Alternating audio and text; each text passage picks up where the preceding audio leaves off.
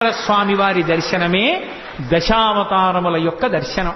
ఎందుకంటే నకృతం దైవ సంఘైశ్చ నకృతం విశ్వకర్మణ స్వేచ్ఛయా క్రీడతి తత్ర ఇచ్ఛారూపం విరాజిత అని భవిష్యోత్తర పురాణం. ఆయనని దేవతలెవ్వరూ చెక్కలేదు, విశ్వకర్మ చెక్కలేదు, తనంత తానుగా నిలబడినటువంటి మూర్తి.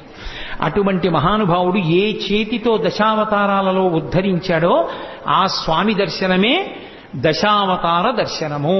అందుకే వెంకటాచలం వెళ్ళి చక్కగా స్వామి పుష్కరిణిలో స్నానం చేసి స్వామి పుష్కరిణిలోంచి బయటికి వచ్చి ఒక్కసారి అక్కడ ఉన్నటువంటి శంకరాచార్యుల వారి పాదుకలకి నమస్కరించి అటుగా ఆదివరాహస్వామి కోవిలకి వెడుతున్నప్పుడు ఎడంచేతి పక్కన ఉన్నటువంటి పద్మంలో ఏనుగులు పద్మ కింజిల్కములను వర్షిస్తున్నటువంటి గజలక్ష్మి యొక్క దర్శనాన్ని పొంది బయటికి వెళ్లి ఆదివరాహస్వామి దేవాలయంలోకి వెళ్ళినప్పుడు స్వామి ఇలా ఉంటే ఆయన వక్షస్థలం మీద ఇలా అడ్డంగా ఉన్నటువంటి లక్ష్మి